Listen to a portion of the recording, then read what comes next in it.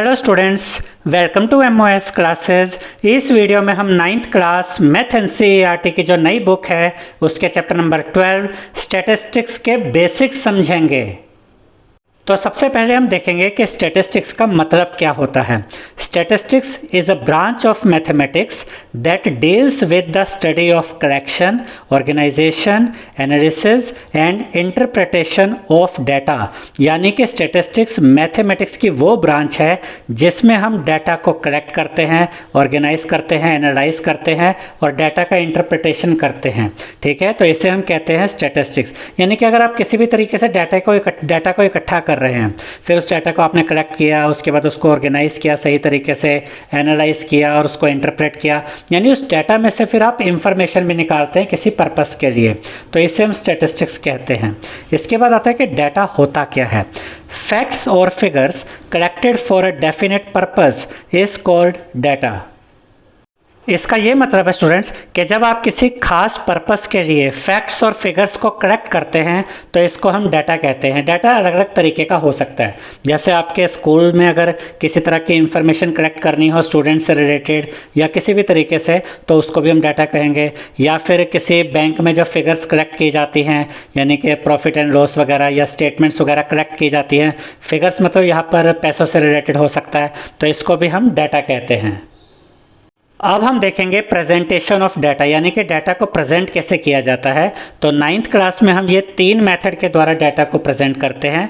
First है bar graph के द्वारा, सेकंड है हिस्टोग्राम के द्वारा और थर्ड है फ्रीक्वेंसी पॉलीगॉन्स के द्वारा। और ये अब हम एग्जांपल्स के द्वारा सारे मेथड ये आपको सिखाएंगे। तो सबसे पहले हम देखते हैं बार ग्राफ। अब देखिए यहाँ पर आपको एक टेबल दी गई है, इसमें यहाँ पर है क्लास, यानी कि यहाँ पर अलग अलग क्लासेस के बारे में बात हुई है, 6th class, 7th class, 8th class. यहाँ पर है नंबर ऑफ़ स्टूडेंट्स, जैसे कि 6th क्लास में नंबर ऑफ़ स्टूडेंट्स कितने हैं 5, 7th क्लास में 10 एंड सो ऑन। इस तरीके से आगे का डाटा दिया गया है। और ये जो नंबर ऑफ़ स्टूडेंट्स है ये फ्रिक्वेंसी की तरह काम करेंगे। फ्रिक्वेंसी क्या है और यहाँ पर ये जो क्लासेज हमें दी गई है इसको हम किस तरीके से ग्राफ पर दिखाएंगे वो अब आपको बताते हैं। देखिए यहाँ पर ये होता है एक्स एक्सिस, ठीक है। ये आपकी जो होती है ये हॉरिजॉन्टल लाइन होती है, यानी कि इसको रेटी हुई लाइन भी कह सकते हैं। और ये होता है वाई एक्सिस जो कि वर्टिकल लाइन होती है, ऐसे स्टैंडिंग लाइन होती है। ये जो फ्रीक्वेंसी होती है, याद रखिएगा स्टूडेंट्स कि फ्रीक्वेंसी हमेशा वर्टिकल लाइन यानी कि वाई एक्सिस पर ही रिप्रेजेंट की जाती है। और यहाँ पर ये वाला जो पार्ट आप देख रहे हैं इसे हम एक्स एक्सिस पर यहाँ पर रिप्रेजेंट करेंगे। ग्राफ में एक बात को हमेशा याद रखिएगा स्टूडेंट्स कि ग्राफ में आपने कभी भी पेन का यूज़ नहीं करना है। यहाँ पर हमने पेन से यहाँ पर इन बार ग्राफ्स को हाईलाइट किया हुआ है, क्योंकि अगर हम पेंसिल का ही यूज़ करेंगे तो वो कैमरे में उतना क्लियर नज़र नहीं आएगा। लेकिन आपने कभी भी पेन का यूज़ ग्राफ में नहीं करना है। अगर आप ग्राफ में पेन का यूज़ करते हैं तो टीचर आपके उस आंसर को काट सकता है, इसलिए ग्राफ में हमेशा पेंसिल का ही यूज़ करें। अब देखिए क्लासेस कौन कौन सी है, 6th, 7th, 8th, 9th, 10th। तो यहाँ पर एक्स एक्सिस पर हमने इस तरीके से ये क्लासेस को शो किया है, 6th, 7th, 8th, 9th, 10th। अब यहाँ पर देखिए कि जो नंबर ऑफ़ स्टूडेंट्स यानी कि फ्रीक्वेंसी है, फ्रीक्वेंसी का मतलब है कि कोई काम कितनी बार हुआ, यानी 6th क्लास में कितने स्टूडेंट्स हैं। तो ये जो 5 है ये 6th क्लास की फ्रीक्वेंसी है। तो 6th क्लास में कितने स्टूडेंट्स हैं 5। तो जब आप यहाँ पर फ्रीक्वेंसी दिखाएंगे तो वाई क्या है, फ्रीक्वेंसी जो हमेशा किस पे रिप्रेजेंट होती है, वाई एक्सिस के अकॉर्डिंग। तो यहाँ पर 6th क्लास के लिए आपको ये देखिए 5 के सामने जाना है, ऐसे 5। और ये आप देख सकते हैं कि रेक्टेंगुलर बार बन गया है, ठीक है। ये रेक्टेंगुलर बार है और ये यहाँ से यहाँ तक ऐसे आप ये बनाएंगे और इसकी फ्रीक्वेंसी कितनी है 5। तो ये 5 आप यहाँ पर लिख सकते हैं, ये आपकी चॉइस होती है। तो ये 5 के सामने है। 7th क्लास की फ्रीक्वेंसी आप देख सकते हैं कितनी है, 10 है, क्योंकि यहाँ पर 7th क्लास में कितने स्टूडेंट्स हैं, 10 स्टूडेंट्स हैं। तो यहाँ पर आप देख सकते हैं 7th क्लास की फ्रीक्वेंसी कहाँ तक जा रही है, 10 तक जा रही है। और ये जितने भी बार ग्राफ आपके बनेंगे ये रेक्टेंगुलर बार होंगे, ये आपको याद रखना है। 8th क्लास की फ्रीक्वेंसी कितनी है 20, फिर 9th की 30 है और 10th की 35 है। तो देखिए 8th क्लास की कितनी है 20। तो 8th क्लास का जो ये रेक्टेंगुलर बार बनेगा ये कहाँ तक जाएगा 20 तक। फिर 9th की फ्रीक्वेंसी है 30, तो 9th का जो ये रेक्टेंगुलर बार बनेगा ये कहाँ तक जाएगा 30 तक।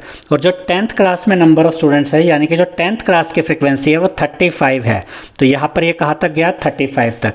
अब यहाँ पर एक चीज़ आप और देखिए कि जो हमने यहाँ पर ये गैप लिया ये 5 का गैप है। देखिए यहाँ पर और कुछ नहीं तो यहाँ पर ये 0 ही होता है, ठीक है। जहाँ पर एक्स एक्सिस और वाई एक्सिस मिलते हैं ये 0 होता है, तो उसके ऊपर जाएंगे तो ये 5, 10, 15, 20, 25, 30, 35 तक हमने लिया है और 5 का गैप यहाँ पर हमने ये लिया हुआ है। और यहाँ पर आप इस तरीके से शो कर सकते हैं कि एक्स एक्सिस पर हमने एक क्लास दिखाई है और वाई एक्सिस पर हमने क्या दिखाया है, नंबर ऑफ स्टूडेंट्स यानी कि फ्रीक्वेंसी। और बार ग्राफ में एक बात आप और देख सकते हैं कि ये जो रेक्टेंगुलर बार्स यहाँ पर हमने बनाए हैं ये आपस में जुड़े हुए नहीं है, लेकिन जब हम हिस्टोग्राम देखेंगे तो हिस्टोग्राम में ये सारे रेक्टेंगुलर बार आपस में जुड़े हुए होंगे, लेकिन बार ग्राफ में ऐसा नहीं होता है।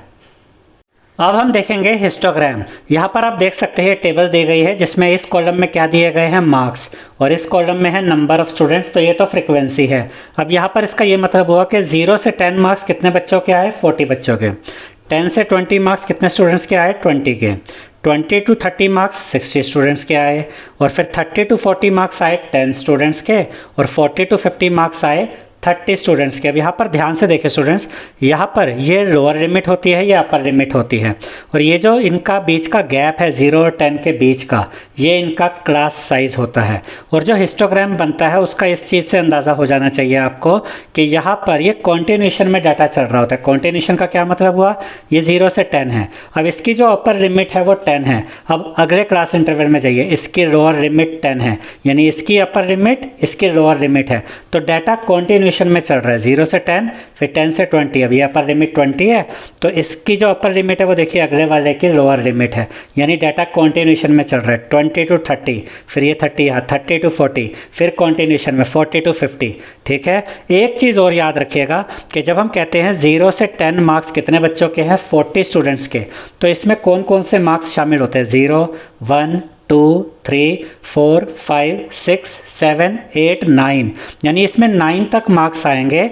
यानी अगर किसी बच्चे के 9 मार्क्स है तो वो भी इसी के अंदर आएगा, किसी बच्चे के 0 मार्क्स है वो भी इसी के अंदर आएगा, किसी के 5 मार्क्स है वो भी इसी के अंदर आएगा। लेकिन अगर किसी बच्चे के 10 मार्क्स है, 10 मार्क्स है, तो वो यहाँ पर नहीं गिना जाएगा, वो अगली क्लास इंटरवल में आएगा 10 to 20 में। यानी कि यहाँ पर अगर किसी बच्चे के 10 मार्क्स आते हैं तो वो इस वाले क्लास इंटरवल में उसका डाटा आएगा, और अगर किसी बच्चे के 20 मार्क्स आते हैं तो वो फिर इसमें नहीं आएगा, वो इससे अगले क्लास इंटरवल में आएगा, ठीक है। अब यहाँ पर आप देख सकते हैं 10-10 का गैप है, 0 से 10, 10 से 20, 20 से 30, 10-10 का गैप चल रहा है। तो यहाँ पर एक्स एक्सिस पर हम मार्क्स को ही शो करेंगे, तो यहाँ पर ये तो हो जाएगा 0, ठीक है। और इसके बाद हमने 10-10 का ही गैप लिया, 10, 20, 30, 40, 50, तो 10-10 का गैप है। और यहाँ पर जो ये फ्रिक्वेंसी है, फ्रिक्वेंसी के लिए आप देखिए कि मैक्सिमम कितने नंबर तक जा रहा है, 60 तक, तो आप यहाँ पर 60 या 70 तक लिख सकते हैं। ये 0 है, यहाँ पर भी हमने 10-10 का ही गैप लिया है, तो गैप आपको सेम लेना है। अगर पहला 10 का है तो अगला भी 10 का ही होना चाहिए। अगर यहाँ 5 का गैप होता तो 5 का लेते, 10 का है तो 10 का ही लेंगे। तो 10, 20, 30, 40, 50, 60, ये सेम गैप आपने यहाँ पर लेना है। अब 0 से 10 तक फ्रीक्वेंसी कितनी है, 40 है। अब यहाँ पर देखिए 0 से लेकर 10 तक जो फ्रीक्वेंसी है 40 है, तो ये जो रेक्टेंगुलर बार है ये 40 तक जाएगा। तो ये जो रेक्टेंगुलर बार आपने बनाया इसकी फ्रीक्वेंसी कितनी है, 40 है। यहाँ पर हाईलाइट करने के लिए हमने पेन का यूज़ किया है, लेकिन आपको ग्राफ में कभी भी पेन का यूज़ नहीं करना है, ये याद रखिएगा, आपको ये पेंसिल से ही बनाना है। अब इसके बाद 10 to 20 कितनी है फ्रीक्वेंसी, 20, तो 10 से लेकर 20 तक, यहाँ से यहाँ तक ये फ्रीक्वेंसी 20 रहेगी, तो 20 के सामने ऐसे रेक्टेंगुलर बार बनेगा, ये देखिए इस तरीके से, ठीक है। उसके बाद नेक्स्ट 20 से 30 मार्क्स कितने बच्चों के आए हैं, 60, तो फ्रीक्वेंसी कितनी हुई, 60। तो अब यहाँ पर देखिए 20 to 30, ये वाला जो रेक्टेंगुलर बार है ये वाला, ये 60 तक जाएगा, ऊपर देखिए 60 तक है, फ्रीक्वेंसी 60 है। इससे अगला फिर क्या है, 30 से 40 मार्क्स कितने बच्चों के हैं, 10 बच्चों के, तो फ्रीक्वेंसी 10 है। तो 30 से 40 यहाँ पर जो ये रेक्टेंगुलर बार बनेगा इसकी फ्रीक्वेंसी ऐसे आप चेक करेंगे ये 10 होनी चाहिए, तो यहाँ पर फ्रीक्वेंसी कितनी आई, 10। फिर नेक्स्ट देखिए 40 to 50 मार्क्स कितने बच्चों के हैं, 30 स्टूडेंट्स के, तो 40 to 50 ये रेक्टेंगुलर बार कितना बनेगा, 30 तक। तो देखिए यहाँ ये 30 के सामने आ रहा है ना, तो यहाँ पर ये रेक्टेंगुलर बार की फ्रीक्वेंसी कितनी हुई, 30। तो इस तरीके से हिस्टोग्राम के द्वारा हमने इस डाटा को यहाँ पर शो कर दिया है। अब जैसा कि अभी हमने आपको बताया था कि हिस्टोग्राम में 3 तरह के क्वेश्चन आ सकते हैं। तो फर्स्ट टाइप तो हमने आपको दिखा दिया। अब हम सेकंड टाइप का क्वेश्चन देखते हैं कि हिस्टोग्राम में किस तरह का क्वेश्चन आ सकता है। देखिए यहाँ पर ये टेबल दी गई है, ये है क्लास इंटरवल्स, ये है फ्रीक्वेंसी, यानी कि 118 से 126 के बीच में फ्रीक्वेंसी कितनी है 10, 127 टू 135 के बीच में फ्रीक्वेंसी है 30, फिर 136 टू 144 फ्रीक्वेंसी है 50, फिर 145 टू 153 फ्रीक्वेंसी है 15, और उसके बाद जो क्लास इंटरवल है वो है 154 टू 162 जिसकी फ्रीक्वेंसी है 60। अब ज़रा ध्यान से देखिए, ये जो क्लास इंटरवल्स हैं ये कॉन्टिन्यूशन में नहीं है, जैसा कि पिछले एग्जाम्पल में था। यहाँ पर ऐसा नहीं है। देखिए यहाँ पर लोअर लिमिट है 118 और अपर लिमिट है 126। अब यहाँ पर 126 होना चाहिए था, लेकिन ये एक नंबर ज़्यादा है, 127 टू 135। अब ये अपर लिमिट कितनी है 135। अब अगले की लोअर लिमिट देखिए 135 नहीं है बल्कि 136 है। ऐसे ही अपर लिमिट 144 है, लेकिन अगले की लोअर लिमिट 145 है। फिर यहाँ पर अपर लिमिट 153 है और अगले की जो लोअर लिमिट है वो 154 है। यानी डाटा कॉन्टिन्यूशन में, ये जो क्लास इंटरवल्स हैं ये कॉन्टिन्यूशन में नहीं है। तो पहले हमें इन क्लास इंटरवल्स को कॉन्टिन्यूशन में लाना होगा, उसके बाद ही हम इस डाटा को हिस्टोग्राम के द्वारा रिप्रेजेंट कर पाएंगे। तो इन क्लास इंटरवल्स को कॉन्टिन्यूशन में लाने के लिए हम क्या करेंगे, जितनी भी ये लोअर लिमिट्स हैं इनमें से हम 0.5 माइनस कर देंगे और जितनी भी ये अपर लिमिट्स हैं इनमें 0.5 ऐड कर देंगे। और ऐसा करने से हमारी जो ये क्लास इंटरवल्स है ये कॉन्टिन्यूशन में आ जाएगी। कैसे, अभी देखते हैं। देखिए 118 लोअर लिमिट है, इसमें से 0.5 अगर आप माइनस करते हैं तो आपको मिलता है 117.5, और 126 जो कि अपर लिमिट है इसमें 0.5 ऐड करते हैं तो आपको मिलता है 126.5। ये यहाँ पर आप एक ऐसी टेबल बनाएंगे और ऐसे लिख देंगे, ये क्लास इंटरवल वाला कॉलम है, ये फ्रीक्वेंसी वाला कॉलम है। अब यहाँ देखिए 127 लोअर लिमिट, इसमें से 0.5 माइनस करेंगे तो आपको मिलेगा 126.5, और ये अपर लिमिट 135, इसमें 0.5 ऐड कर देंगे तो आपको मिलेगा 135.5। अब देखिए कॉन्टिन्यूशन आपको नज़र आने लगेगा। यहाँ पर अपर लिमिट कितनी है 126.5। अब अगले में देखिए लोअर लिमिट 126.5 आ गई, यानी ये कॉन्टिन्यूशन में आ गया। ऐसे ही अब यहाँ पर देखिए 136 में से माइनस करिए 0.5 तो आपको मिलेगा 135.5। अब देखिए कॉन्टिन्यूशन आ गया ना। ऐसे ही 144 में 0.5 ऐड कर दीजिए तो आपको मिलेगा 144.5। अब नेक्स्ट 145 में से 0.5 माइनस कर दीजिए, आपको क्या मिलता है 144.5, और उसके बाद 153 में 0.5 ऐड कर दीजिए तो आपको मिलेगा 153.5। नेक्स्ट 154 में से 0.5 माइनस कर दीजिए, आपको मिलेगा 153.5, और 162 में 0.5 ऐड कर दीजिए तो आपको मिलेगा 162.5। अब देखिए स्टूडेंट्स, ये क्लास इंटरवल्स कॉन्टिन्यूशन में आ चुके हैं। कैसे, इसकी जो अपर लिमिट है ये देखिए 126.5, ये अगले वाले की लोअर लिमिट है। ऐसे ही 135.5 यहाँ अपर लिमिट है, अगले वाले की लोअर लिमिट है। ऐसे 144.5 अपर लिमिट है, अगले वाले की यही लोअर लिमिट है। फिर 153.5 अपर लिमिट है, अगले वाले की यही लोअर लिमिट है। यानी अब ये जो क्लास इंटरवल्स है कॉन्टिन्यूशन में आ चुके हैं। अब हम इस डाटा को हिस्टोग्राम के द्वारा रिप्रेजेंट कर सकते हैं। और यहाँ पर आप ये भी चेक कर सकते हैं कि क्लास साइज़ कितना है। यहाँ पर 9 का गैप चल रहा है, 117.5 यानी 117.5 से लेकर कहाँ तक है 126.5, 9 का गैप हुआ। नेक्स्ट में भी देखिए 126.5 से 135.5, 9 का गैप हुआ। तो यहाँ पर 9 का गैप चल रहा है। और फ्रिक्वेंसी देखिए 10 से लेकर कहाँ तक जा रही है 60 तक जा रही है। तो ये जो फ्रिक्वेंसी है ये तो वाई एक्सिस पर आएगी इस तरीके से, और ये क्लास इंटरवल जो होंगे ये एक्स एक्सिस पर आएंगे यहाँ पर इस तरीके से। अब यहाँ पर ज़रा ध्यान से देखिए स्टूडेंट्स कि सबसे पहले क्या है 117.5, उसके बाद 126.5, फिर 135.5, फिर यहाँ पर 144.5, 153.5, 162.5। लेकिन अगर थोड़ा सा आप ध्यान से देखिए तो 0 से यहाँ तक का गैप कितना है 117.5, और उसके बाद 9 का गैप चल रहा है। तो ये तो गलत हो गया, गैप तो हमेशा सेम रहना चाहिए। देखिए अगर आप यहाँ इस तरीके से चलते 0 to 10, 10 to 20, 20 to 30, 30 to 40 फिर तो सही रहता। अब पहला गैप तो 117.5 इतना बड़ा गैप है, उसके बाद 9 का गैप है। तो इसको ठीक कैसे करते हैं, उसके लिए यहाँ पर हम जिगजैग लगाते हैं। स्ट्रेट लाइन मत कीजिएगा। अगर यहाँ पर आप ये सीधी लाइन ऐसे ड्रॉ कर देते हैं तो इसका ये मतलब हो जाएगा जाएगा कि पहला गैप तो आपने 117.5 कर लिया, लेकिन उसके बाद के गैप आपने 99 के लिए, तो वो तो रॉन्ग हो जाएगा। तो हम यहाँ पर ये इस तरीके से जिगजैग लगाते हैं यहाँ तक। देखिए ऐसे जिगजैग आया यहाँ तक। इसका ये मतलब होता है कि ये जो 9 का गैप है ये शुरू से ही 9 का ही चल रहा है, ये पहला गैप 117.5 का नहीं है। जिगजैग ने इसको ये शो कर दिया कि ये गैप शुरू से ही 9 का ही चलता आ रहा है। और फ्रिक्वेंसी में देखिए हमने 10-10 का गैप लिया, 10, 20, 30, 40, 50, 60 इस साइड में फ्रिक्वेंसी दिखाई है और एक्स एक्सिस पे क्लास इंटरवल है। अब देखिए सबसे पहले देखते क्लास इंटरवल क्या था, 117.5 से 126.5 और यहाँ फ्रिक्वेंसी 10 थी। तो यहाँ पर देखिए स्टूडेंट्स 117.5 से 126.5 कितनी फ्रिक्वेंसी, 10 तक चेक कर सकते हैं। ये रेक्टेंगुलर बार 10 की फ्रिक्वेंसी के हिसाब से बनेगा। उसके बाद नेक्स्ट 126.5 टू 135.5 में फ्रिक्वेंसी थी 30। अब यहाँ पर देखिए 126.5 से 135.5 यहाँ फ्रिक्वेंसी कितनी आएगी 30। यहाँ आप चेक कर सकते हैं फ्रिक्वेंसी 30 है, तो ये रेक्टेंगुलर बार इतने गैप में ये यहाँ से यहाँ तक 30 फ्रिक्वेंसी का बनेगा। नेक्स्ट 135.5 से 144.5 तक की फ्रिक्वेंसी है 50। अब यहाँ पर देखिएगा 135.5 से 145.5 ये जो रेक्टेंगुलर बार बना इसकी फ्रिक्वेंसी है 50।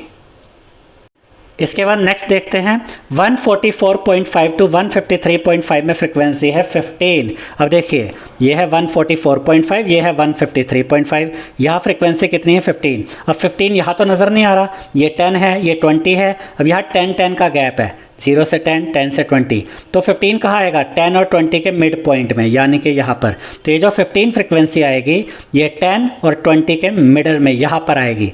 तो ये जो क्लास इंटरवल है यहाँ तक फ्रिक्वेंसी कितनी होगी 15। उसके बाद लास्ट देखते हैं 153.5 से 162.5 में फ्रिक्वेंसी कितनी है 60। अब देखिए ये 153.5, ये 162.5, यहाँ फ्रिक्वेंसी कितनी है 60, ये 60 आप चेक कर सकते हैं। और मैं फिर से आपको याद दिला रहा हूँ कि यहाँ पर हमने पेन का यूज़ किया है ताकि ये कैमरे में आपको अच्छे से नज़र आ जाए, लेकिन आप कभी भी ग्राफ में पेन का यूज़ नहीं करेंगे बल्कि पेंसिल का ही यूज़ करना है। तो इस तरीके से ये जो डाटा हमें दिया गया था, पहले हमने इसको कॉन्टिन्यूशन में लेकर आए इसको, और उसके बाद हमने इसको हिस्टोग्राम के द्वारा रिप्रेजेंट कर दिया, क्योंकि कॉन्टिन्यूशन में लाने के बाद ही आप इस डाटा को हिस्टोग्राम में दिखा सकते हैं, क्योंकि हिस्टोग्राम में ये सारे जो रेक्टेंगुलर बार होते हैं जुड़े हुए होते हैं, और ये तभी जुड़े हुए बनते हैं जब ये जो क्लास इंटरवल से ये कॉन्टिन्यूशन में हो। अब हिस्टोग्राम में एक और तरह का भी क्वेश्चन आ सकता है, उसको भी देख लेते हैं। अब यहाँ पर ये टेबल दी गई है, क्लास इंटरवल दिया गया है 1 to 2 जिसकी फ्रिक्वेंसी 5 है, ये क्लास इंटरवल्स है, ये फ्रिक्वेंसी है। 2 to 3 में फ्रिक्वेंसी 4 है, 3 to 5 क्लास इंटरवल है, फ्रिक्वेंसी 10 है, 5 to 7 में फ्रिक्वेंसी 12 है, और 7 to 10 में फ्रिक्वेंसी 9 है। अब अगर आप देखेंगे तो आपको ये क्लास इंटरवल्स कॉन्टिन्यूशन में ही नज़र आएंगे, 1 to 2, 2 to 3, 3 to 5, 5 to 7, 7 to 10। अब यहाँ पर कॉन्टिन्यूशन नज़र तो आ रहा है, लेकिन ज़रा क्लास साइज़ को देखिए, यानी इनकी विड्थ को देखिए। यहाँ पर 1 का गैप है, 1 से 2 के बीच में 1 का गैप हो गया, 2 और 3 में 1 का गैप हो गया, 3 to 5 में देखिए 2 का गैप हो गया, यानी गैप सेम नहीं है, विड्थ सेम नहीं है। यहाँ पर देखिए 5 to 7 विड्थ 2 है। अब अगले में देखिए 7 to 10 विड्थ बदल गई ना, यहाँ पर 3 आ गई, यहाँ इन दोनों में 1 का गैप है, यहाँ पर और यहाँ पर 2 का गैप है, और यहाँ पर 3 का गैप आ गया। तो इस तरह के जो आपको डाटा दिया गया है, इस तरह की जो टेबल आपको दी जाती है, और इसका आपको हिस्टोग्राम रिप्रेजेंट अगर करना है तो उसको कैसे करते हैं, इसके लिए हमें एडजस्टेड फ्रिक्वेंसी फाइंड करनी होती है। क्या? Adjusted frequency. और ये कैसे निकलती है ये अब हम आपको समझाएंगे। जब हम एडजस्टेड फ्रिक्वेंसी निकाल लेंगे उसके बाद ही हम इस डाटा को हिस्टोग्राम के द्वारा रिप्रेजेंट कर पाएंगे। अब यहाँ पर आप इस तरीके से टेबल बनाएंगे, first column, second column, third column and fourth column. First column में ये क्लास इंटरवल्स आप एज इट इज़ यहाँ पर लिख देंगे। सेकंड कॉलम में जो फ्रिक्वेंसी है 5, 4, 10, 12, 9 ये आप यहाँ पर लिख देंगे। इसके बाद थर्ड कॉलम में आप लिखेंगे विड्थ ऑफ द क्लास, यानी कि इनका क्लास में कितना विड्थ है, कितना गैप है। देखिए यहाँ पर कितना गैप है, 1 का गैप है तो 1 लिखा, यहाँ पर भी 1 का गैप है 1 लिखा, यहाँ पे 2 का गैप है तो 2 लिखा, यहाँ पे भी 2 का गैप है तो 2 लिखा। यहाँ विड्थ कितनी है, 3 का गैप है तो विड्थ कितनी आ जाएगी, 3 आ जाएगी। अब यहाँ पर हम फाइंड करेंगे एडजस्टेड फ्रिक्वेंसी। एडजस्टेड फ्रिक्वेंसी निकालने का क्या तरीका होता है? एडजस्टेड फ्रिक्वेंसी में हम फ्रिक्वेंसी अपोन में विड्थ, फ्रिक्वेंसी मतलब f और अपोन में हमने w लिखा है, इसका मतलब है width multiply by minimum width. अब इसको कैसे यूज़ करेंगे देखिए, यहाँ पर सबसे पहले ऊपर क्या आता है? फ्रिक्वेंसी। अब फर्स्ट केस में जो फ्रिक्वेंसी है वो कितनी है? 5। तो यहाँ देखिए हमने ऊपर 5 लिखा फ्रिक्वेंसी की जगह, यहाँ 5 लिखा। अपोन में क्या लिखा? विड्थ। अब यहाँ पर विड्थ कितनी है? 1 और 2 के बीच में कितना गैप हो गया? 1 का गैप। तो अपोन में ये विड्थ यानी कि 1 आ जाएगा, मल्टीप्लाई बाय मिनिमम विड्थ। अब ये मिनिमम विड्थ क्या है? देखिए यहाँ पर विड्थ कितनी है? 1, यहाँ पर विड्थ है 1, यहाँ पर विड्थ है 2, यहाँ पर विड्थ है 2, यहाँ पर विड्थ है 3। तो मिनिमम विड्थ कितनी है? 1। तो ये मिनिमम विड्थ जो है, जो यहाँ पर हमें मल्टीप्लाई में लिखनी है, ये हर जगह यहाँ पर हम 1 ही यूज़ करेंगे, यानी मिनिमम विड्थ की जगह ये 1 ही आएगा, क्योंकि सबसे छोटी जो विड्थ है वो 1 ही है। तो यहाँ हमने 1 लिखा। और अब इसको कैलकुलेट करते हैं। 5 1 जा 5 होता है, तो यहाँ पर एडजस्टेड फ्रिक्वेंसी कितनी आ गई? 5। तो जो क्लास इंटरवल है 1 to 2, इसकी एडजस्टेड फ्रिक्वेंसी है 5। इसके बाद नेक्स्ट देखिए, क्लास इंटरवल है 2 to 3 और फ्रिक्वेंसी कितनी है? 4। तो यहाँ ऊपर f यानी फ्रिक्वेंसी 4 आएगी। अपोन में ये जो क्लास विड्थ है इसकी यानी कि 1, वो यहाँ पर नीचे 1 लिखेंगे, मल्टीप्लाई बाय जो मिनिमम क्लास विड्थ है वो तो 1 ही है, तो मिनिमम क्लास विड्थ 1 यहाँ लिखेंगे। 4 1 जा 4, तो यहाँ पर लिखेंगे 4। तो 2 to 3 जो क्लास इंटरवल है इसकी एडजस्टेड फ्रिक्वेंसी आ गई है 4। अब नेक्स्ट देखिए, यहाँ पर क्लास इंटरवल है 3 to 5 और इसकी फ्रिक्वेंसी है 10। तो यहाँ ऊपर आप लिखेंगे फ्रिक्वेंसी यानी कि 10। अपोन में ये जो क्लास विड्थ है, कितनी थी ये क्लास विड्थ? 2। तो ये अपोन में 2 लिखेंगे, multiply by minimum class width कितनी है? वो तो 1 ही है, तो यहाँ पर हम लिखेंगे 1। अब देखिए 10 और 2 को सॉल्व किया जा सकता है, दोनों नंबर्स 2 के टेबल में आते हैं, तो इनको हम 2 से काटेंगे। 2 1 जा 2 और यहाँ देखिए 2 5 जा 10 और 5 1 जा 5 होता है, तो यहाँ लिखेंगे 5। तो 3 to 5 जो क्लास इंटरवल है इसकी एडजस्टेड फ्रिक्वेंसी आ गई है 5। उसके बाद नेक्स्ट है 5 to 7 जिसकी फ्रिक्वेंसी 12 है। 12 यहाँ ऊपर लिखेंगे। अपोन में कितनी क्लास विड्थ है? 2। तो ये जो 2 है अपोन में आ जाएगा, मल्टीप्लाई बाय मिनिमम विड्थ कितनी थी? 1 थी, तो मिनिमम आप यहाँ 1 ही मल्टीप्लाई करेंगे। अब 12 को 2 से डिवाइड करेंगे, दोनों 2 के टेबल में आते हैं। 2 1 जा 2, 2 6 जा 12 और 6 1 जा 6 होता है, तो यहाँ लिखेंगे 6। तो 5 to 7 जो क्लास इंटरवल है इसकी एडजस्टेड फ्रिक्वेंसी है 6। इसके बाद नेक्स्ट है 7 to 10 जिसकी फ्रिक्वेंसी 9 है, तो ऊपर तो यहाँ 9 आएगा। अपोन में ये जो क्लास विड्थ है 3 वो लिखेंगे, multiply by minimum class width 1 थी, तो वो 1 यहाँ आ जाएगा। 9 को 3 से डिवाइड करेंगे, 3 1 जा 3, 3 3 जा 9, फिर 3 1 जा 3 होता है, तो ये 3 आ गया। तो 7 to 10 जो क्लास इंटरवल है इसकी एडजस्टेड फ्रिक्वेंसी है 3। अब आपको सिर्फ इतना याद रखना है स्टूडेंट्स कि ये जो एडजस्टेड फ्रिक्वेंसी आपने निकाल ली है, अब जब आप इसको ग्राफ में दिखाएंगे तो ये वाली फ्रिक्वेंसी यूज़ करेंगे, एडजस्टेड फ्रिक्वेंसी। ये वाली फ्रिक्वेंसी अब आप यूज़ नहीं करेंगे, यही यहाँ पर मेन चीज़ है। तो यहाँ पर देखिए क्लास इंटरवल कैसे है, 1 to 2, 2 to 3, 3 to 5, 5 to 7, 7 to 10, यानी 1 से लेकर 10 तक है। तो ये तो आ जाएंगे एक्स एक्सिस पे 0 1 2 3 4 5 6 7 8 9 10, हमने 1 1 का ही गैप लिया है। और यहाँ पर देखिए जो आपकी एडजस्टेड फ्रिक्वेंसी है इसमें भी कोई बड़ा नंबर नहीं है, ये 6 तक ही जा रहा है, तो यहाँ पर भी 1 1 का गैप ले लेते हैं। 0 से कहा 1 तक, फिर 2 तक, 3 4 5 6। अब ध्यान से देखिएगा 1 to 2 कितनी एडजस्टेड फ्रिक्वेंसी है? 5। तो देखिए 1 से लेकर 2 तक कितनी फ्रिक्वेंसी जाएगी? 5 तक। तो ये जो रेक्टेंगुलर बार बनेगा ये 5 फ्रिक्वेंसी वाला बनेगा 1 से लेकर 2 तक। उसके बाद नेक्स्ट देखते हैं 2 से लेकर 3 तक कितनी एडजस्टेड फ्रिक्वेंसी है? 4। अब देखिए 2 से लेकर 3 तक यहाँ इतना कितनी फ्रिक्वेंसी जाएगी? 4 तक जाएगी, ठीक है। ये जो दूसरा रेक्टेंगुलर बार बना इसकी फ्रिक्वेंसी 4 रहेगी। नेक्स्ट देखते हैं 3 से लेकर 5 तक कितनी एडजस्टेड फ्रिक्वेंसी है? 5। अब ज़रा ध्यान से देखिए 3 से लेकर 5 तक ये कितनी फ्रिक्वेंसी जाएगी? 5। तो ये आपको यहाँ से लेकर यहाँ 3 से 5 तक ये इतनी आपको ये इस तरीके का रेक्टेंगुलर बार दिखाना पड़ेगा 3 से 5 तक 5 फ्रिक्वेंसी वाला। उसके बाद क्या है 5 to 7 कितनी एडजस्टेड फ्रिक्वेंसी है? 6। अब देखिए स्टूडेंट्स 5 से लेकर 7 तक जो ये रेक्टेंगुलर बार बनेगा इसकी फ्रीक्वेंसी कितनी होगी, 6 होगी। फिर नेक्स्ट क्या है, 7 से लेकर 10 तक कितनी एडजस्टेड फ्रीक्वेंसी है, 3। अब ये 7 से 10 तक आएगा, 7 से लेकर 10 तक ये जो फ्रीक्वेंसी जाएगी ये कितनी जाएगी, देखिए 3 तक जा रही है। तो ये 7 से 10 ये पूरा ऐसे रेक्टेंगुलर बार बनेगा, ठीक है। तो यहाँ पर हमें जो ये डाटा दिया गया था, हमने इसमें एडजस्टेड फ्रीक्वेंसी निकाली और इस एडजस्टेड फ्रीक्वेंसी का यूज़ करके इस डाटा को हिस्टोग्राम के द्वारा यहाँ पे रिप्रेजेंट कर दिया है। अब हम देखेंगे फ्रीक्वेंसी पॉलीगॉन क्या होता है। याद रखिएगा स्टूडेंट्स कि फ्रीक्वेंसी पॉलीगॉन में हमें पॉइंट्स को प्लॉट करना होता है, जैसा कि हमने 3rd चैप्टर में सीखा था कोऑर्डिनेट ज्योमेट्री में। वहाँ पर मैंने आपको ये समझाया था कि जब भी हमें किसी ग्राफ पे पॉइंट प्लॉट करना हो तो उसके लिए हमें 2 चीज़ों की ज़रूरत पड़ती है, उस पॉइंट के x की वैल्यू और y की वैल्यू।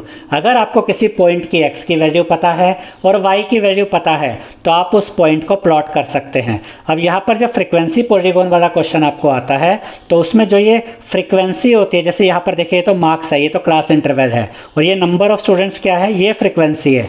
तो ये जो फ्रीक्वेंसी होती है ये तो y की वैल्यू का काम करती है, लेकिन जो x की वैल्यू होती है वो हमें निकालनी पड़ती है। जैसे ही हमें x की वैल्यू मिल जाएगी उसके बाद हम x और y की वैल्यू का यूज़ करके पॉइंट प्लॉट कर देंगे, फिर उन पॉइंट्स को ज्वाइन कर देंगे और फिर ये फ्रीक्वेंसी पॉलीगॉन बन जाएगा।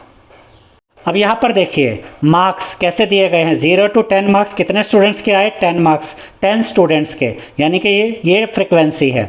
10 to 20 मार्क्स कितने स्टूडेंट्स के आए, 30 स्टूडेंट्स के, तो ये 30 क्या है, फ्रीक्वेंसी है इसकी।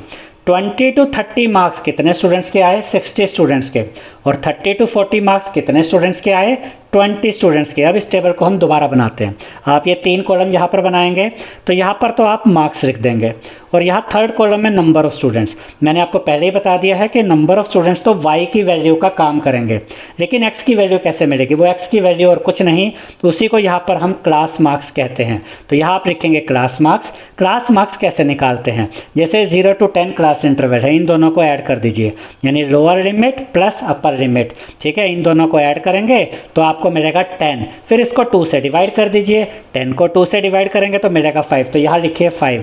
अब जब आप ये पॉइंट प्लॉट करेंगे तो इसमें x की वैल्यू 5 होगी और y की वैल्यू 10 होगी। उसके बाद देखिए अब यहाँ पे 10 to 20 है, 10 और 20 को ऐड करेंगे तो मिलेगा 30, 30 को 2 से डिवाइड कर दीजिए, मिलेगा 15, तो यहाँ लिखेंगे 15। तो यहाँ क्लास मार्क की पहले वाले में 5 आया, फिर 15 आया। 20 और 30 को ऐड करेंगे मिलेगा 50, 50 को 2 से डिवाइड करेंगे तो मिलेगा 25, तो यहाँ लिखेंगे 25। तो तीसरा क्लास मार्क भी मिल गया। फिर नेक्स्ट है 30 to 40, 30 और 40 को ऐड करेंगे मिलेगा 70, 70 को 2 से डिवाइड करेंगे तो आ जाएगा 35। तो यहाँ पर जो क्लास मार्क है वो हमें मिल गया है 35। अब हमें बस इतना करना है कि हम क्लास मार्क्स और नंबर ऑफ़ स्टूडेंट्स यानी कि फ्रीक्वेंसी का यूज़ करके हम इन पॉइंट्स को प्लॉट कर देंगे। अब इसके लिए आप क्या करेंगे, देखिए यहाँ पर 2 चीज़ों का ध्यान रखिएगा। ये जो क्लास इंटरवल दिए गए हैं इनको तो हम एज इट इज़ यूज़ करेंगे, लेकिन ये क्लास मार्क्स भी यहाँ पर यूज़ किए जाएंगे। कैसे, देखिए क्लास इंटरवल कैसे, 0 to 10, 10 to 20, 20 to 30, 30 to 40, ठीक है। और पहले तो हम इसी को देख लेते हैं। हम यहाँ पर जब हम इसको x एक्सिस पर दिखाएंगे तो यहाँ पर देखिए हमने क्या किया, हमने 5-5 का गैप लिया, 0 to 5, 5 to 10, 10 to 15, 15 to 20, फिर ये 25, 30, 35, 40, 45, 50, 55, 60। आप देख सकते हैं कि यहाँ पर हमने 5-5 का गैप लिया हुआ है। अब आप कहेंगे कि यहाँ पर तो 10-10 का गैप था, तो आप 5-5 का गैप लेकर क्यों चल रहे हैं। तो हमें इसको तो एज इट इज़ कवर करना ही है, यानी देखिए 0, 10, 20, 30, 40, 50, 60 ये तो लिखेंगे ही, लेकिन इसको भी यहाँ पर दिखाना था 5, 15, 25, 35, इसलिए हमने यहाँ पर 5-5 का गैप लिया कि इसमें ये 5, 15, 25, 35 ये भी यहाँ पर हम शो कर पाएंगे। अब हम यहाँ पर थोड़ा पेन का भी यूज़ करेंगे, हालांकि आपको पेन यूज़ नहीं करना है, लेकिन कैमरे में पूरी क्लैरिटी के साथ नज़र आए इसलिए मैं यहाँ पर अब पेन यूज़ करूँगा, लेकिन आप ग्राफ में कभी भी पेन यूज़ नहीं करेंगे, पेंसिल से ही बनाएंगे। अब देखिए स्टूडेंट्स, यहाँ पर हमें इन दोनों का यूज़ करना है, क्लास मार्क्स और नंबर ऑफ़ स्टूडेंट्स यानी कि फ्रीक्वेंसी का। क्लास मार्क अगर 5 है तो नंबर ऑफ स्टूडेंट्स 10 है, तो ये बिल्कुल कोऑर्डिनेट ज्योमेट्री की तरह होगा। तो आप पहले एक्स एक्सिस पर आएंगे 5 तक और वाई एक्सिस में जाएंगे 10 तक। क्यों? मैंने आपको पहले भी बताया कि क्लास मार्क आपके इस्तेमाल होंगे, यूज़ होंगे एक्स की वैल्यू की तरह और फ्रिक्वेंसी यूज़ होगी वाई की तरह। तो अगर एक्स की वैल्यू 5 है और वाई की वैल्यू 10 है तो आप एक्स एक्सिस पर तो 5 तक जाएंगे और वाई पे कहाँ तक जाएंगे? 10 तक। तो ये पॉइंट आप यहाँ पर ये इस तरीके से बनाएंगे, ये आपका पहला पॉइंट हो जाएगा। ठीक है, इसके बाद नेक्स्ट देखिए, इसके बाद क्लास मार्क है 15 और नंबर ऑफ स्टूडेंट्स कितने हैं? 30। तो x की वैल्यू 15 यूज़ करेंगे और y की वैल्यू 30। तो x में आप कहाँ तक आएंगे? x एक्सिस पे 15 तक, यहाँ तक। और ऊपर y की वैल्यू के लिए फ्रिक्वेंसी में कहाँ तक जाएंगे? 30 तक। देखिए ये 30, यहाँ पर देखिए x की वैल्यू 15 और y की वैल्यू 30। तो ये पॉइंट यहाँ पर बन जाएगा। इसके बाद क्या है? यहाँ पर क्लास मार्क है 25 और नंबर ऑफ स्टूडेंट्स है 60। तो x में आप जाएंगे 25 तक और y में जाएंगे 60 तक। अब देखिए 25 कहाँ है? ये है 25 और ऊपर कहाँ तक जाएंगे? 60 तक। तो यहाँ पर ये है 60 और यहाँ पर आप y एक्सिस पर देख सकते हैं कि हमने 10-10 का ही गैप लिया हुआ है, 10 से लेकर 60 तक। उसके बाद नेक्स्ट क्लास मार्क है 35 और यहाँ नंबर ऑफ स्टूडेंट्स है 20, यानी x की वैल्यू 35 और y की वैल्यू 20 देंगे। अब इसको देखिए, x की वैल्यू क्या होगी? 35, ये रही 35 और y की वैल्यू 20। तो 20 यहाँ पर आएगा, ये 20, ये देखिए ये 20 के सामने यहाँ पर। अब हम इन पॉइंट्स को ज्वाइन कर देंगे। ये फर्स्ट पॉइंट था, ये सेकंड पॉइंट है। तो पहले हम इन दोनों को ज्वाइन करते हैं। पॉइंट्स को भी ध्यान से ज्वाइन करना है, फर्स्ट के साथ सेकंड, फिर सेकंड के आगे फिर ये थर्ड को ज्वाइन करेंगे और थर्ड के बाद यहाँ पर अब आप क्या करेंगे? थर्ड के साथ फोर्थ को ज्वाइन कर देंगे, ये इस तरीके से। अभी भी आपका ये फ्रिक्वेंसी पॉलीगॉन पूरी तरह से नहीं हुआ, यानी कंप्लीट नहीं हुआ है। आप थोड़ा ध्यान से देखिए, यहाँ पर जो भी हमने पॉइंट्स यूज़ किए x की जगह 5, 15, 25, 35, ध्यान से देखिए ये क्लास इंटरवल के मिड पॉइंट है, क्योंकि क्लास मार्क कब निकला था? जब हमने इनको ऐड करके 2 से डिवाइड किया था। तो ये इनके मिड पॉइंट्स आ रहे हैं। देखिए 5 कहाँ आया? 0 और 10 के बीच में। उसके बाद 15 कहाँ आया? 10 और 20 के मिड पॉइंट में।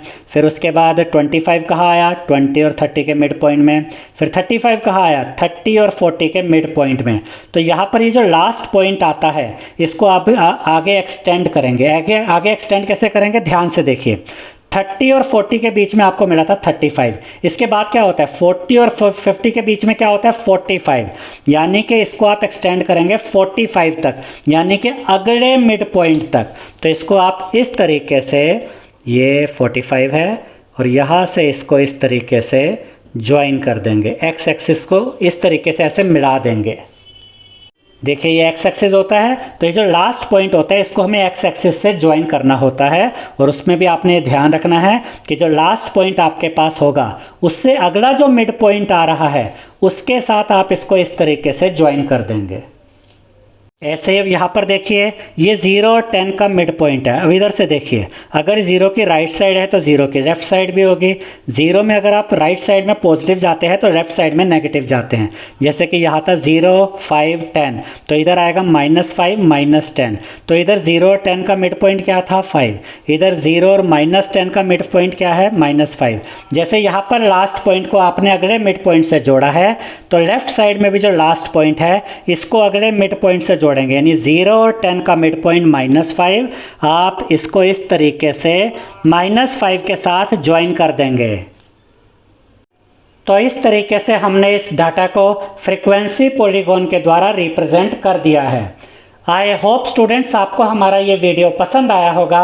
अगर आपको हमारा ये वीडियो पसंद आया है तो इस वीडियो को लाइक करें, शेयर करें, हमारे चैनल को सब्सक्राइब करें और बेल आइकन बटन ज़रूर दबाएं, जिससे हमारी हर नई वीडियो का नोटिफिकेशन आपको मिलता रहे। Thank you.